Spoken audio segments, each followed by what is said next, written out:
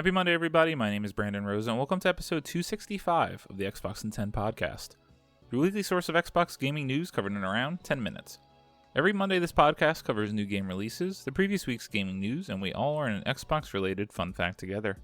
This show is on YouTube and podcast services around the world, so please subscribe on your favorite and leave a review. Xboxin10.com, no numbers, is your quick source for links to all of our podcast destinations and social media profiles, which you can follow at Xboxin10. To start, let's talk game releases. The big game out last week, or expansion, was Elden Ring Shadow of the Erd Tree, and the games coming out this week include Beyond Good and Evil 20th Anniversary Edition, Frogun Encore, Graven, Go-Go Jump, Neo Sprint, Robin Hood Sherwood Builders, Wild Seas, Gigantosaurus Dino Sports, Last Night of Winter, Local News with Cliff Rockslide, and How to Sing to Open Your Heart Remastered. Some new games are either available and are coming soon to Xbox Game Pass, and they include the following. Still Wakes the Deep on Cloud PC and Series X and S, My Time at Sandrock on Cloud Console and PC, Keplerth on PC. On June 25th, you can play EA Sports Football Club 24 on Cloud Console and PC. June 26th, SteamWorld Dig Cloud and Console, SteamWorld Dig 2 Console and PC. And then on June 27th, you can play Robin Hood Sherwood Builders on Cloud PC and Series X and S. Now on the last week's biggest news stories, and we have 4 to cover this week. Number 1. Microsoft says Xbox is going big at Gamescom 2024, while Sony and Nintendo skip the show. Wesley Impool at IGN writes, Microsoft has announced plans to return to Gamescom this year, with what it says is its biggest booth ever at the German game show. Gamescom 2024, which runs from August 21st to the 25th, will see Xbox maker Microsoft showcase the likes of Obsidian's Avowed, Bethesda's The Elder Scrolls Online, and Fallout 76, and Blizzard's Diablo 4 expansion Vessel of Hatred, and World of Warcraft expansion The War Within. It is Blizzard's first Gamescom following Microsoft's $69 billion acquisition of Activision Blizzard last year. Here's a list of games Microsoft said it's bringing to Gamescom 2024. This list is not comprehensive, and I expect more announcements at the show. Age of Mythology Retold, Avowed, Aria History Untold, Diablo 4 Vessel of Hatred, Diablo Immortal, The Elder Scrolls Online, Fallout 76, Towerborn, and World of Warcraft The War Within. Sony and Nintendo, meanwhile, have confirmed they are skipping Gamescom 2024. Sony told Eurogamer it has no plans for the show, and Nintendo confirmed the same back in April. While Sony's decision was expected, it hasn't attended Gamescom in years. Nintendo's decision came as something of a surprise given it has turned up in Gamescom in recent years, but given the Nintendo Switch's successor console isn't due out until 2025, a quieter 2024 makes sense. I think this is exciting for the preview perspective. Obviously, a lot of people are going to get their hands on a number of these games, and personally, I want to hear what people think if, and hopefully they'll get their hands on Avowed and Indiana Jones. How are they playing? How are they shaping up? How do they look? That is what I'm expecting to find on Gamescom 2024, and with the other 2 skipping the show, it seems like a great opportunity for Microsoft, with now all of their different divisions in Activision Blizzard and Bethesda, to really dominate the conversation at the end of the summer. Number 2, Matt Booty discusses Xbox exclusives and Sea of Thieves PS5 success. Sean Carey at True Achievements writes, Xbox exec Matt Booty is really pleased with Sea of Thieves on PS5 and says that while Microsoft will decide about the exclusivity of its games on a case-by-case basis, the company is committed to having launch exclusives on Xbox. Earlier this year, Microsoft launched 4 Xbox exclusives, Grounded, Sea of Thieves, Hi-Fi Rush, and Pentiment on rival platforms. Shortly after its release on PS5, Sea of Thieves dominated the PlayStation charts, becoming the best-selling digital PS5 game in Europe in May. Now in a wide-ranging interview with Variety that touched on several topics, Xbox Game Studios head Matt Booty has discussed Sea of Thieves on PlayStation and how it's impacted the game on Xbox. Quote, we've been really pleased with what we've seen on Sea of Thieves, end quote, Booty said. Quote, in terms of some of the things that I can share that were encouraging to us is that when we launched Sea of Thieves on PlayStation 5, we saw an uptick in engagement on Xbox and PC. There's the thing when you've got more people coming into the franchise, which causes more excitement, which actually grows the franchise overall. Which, if you want to be really direct about it from a business point of view, allows us to continue to reinvest in that franchise and continue to grow it, end quote. Booty then revealed that about half of the Sea of Thieves players on PlayStation were playing with other people on different platforms. Quote, this is about expanding that community, end quote, Booty said. Quote, it's one of the things that's core to our Xbox promise about letting people play where they want to play with the people they want to play with on the devices they play with, and it's encouraging that we didn't see sort of a vertically insulated community there. The work the team had put into being best in class in terms of cross-platform play really paid off because we saw people engaging outside of their own device ecosystem, which was great.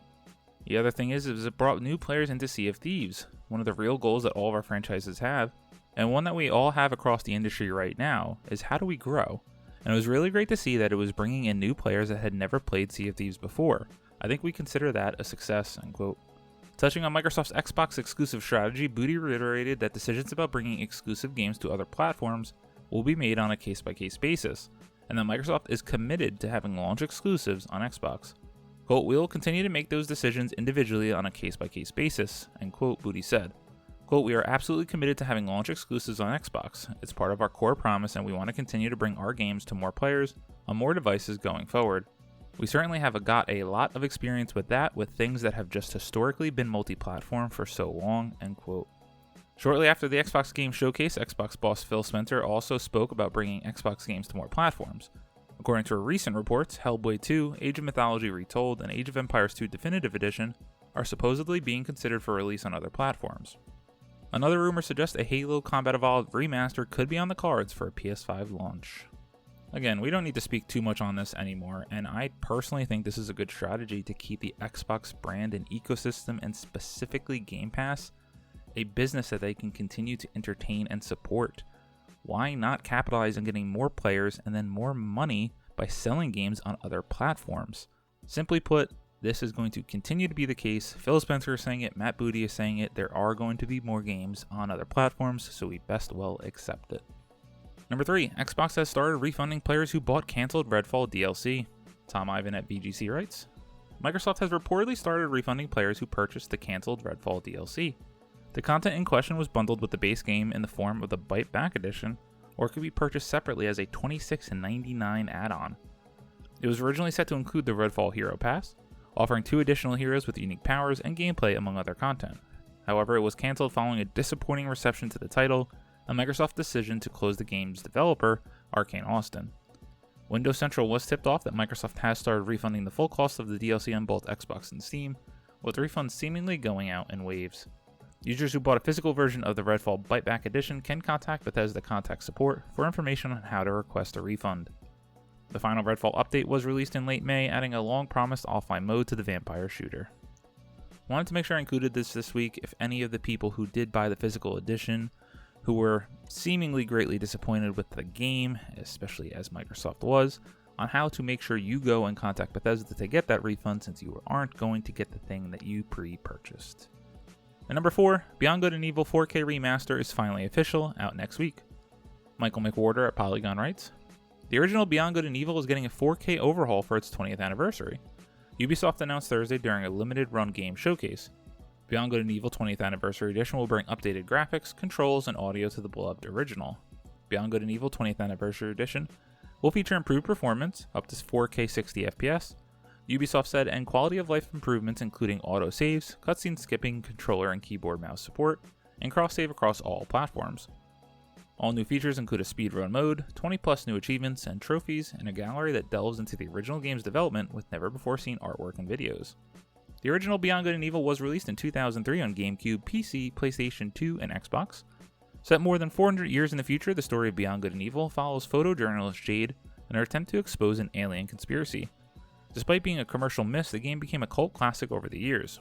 In 2017, Ubisoft announced the prequel named Beyond Good and Evil 2, but the publisher hasn't said much about it lately. The last official word on Beyond Good and Evil 2 came in 2021, when Ubisoft said the sequel was still in development.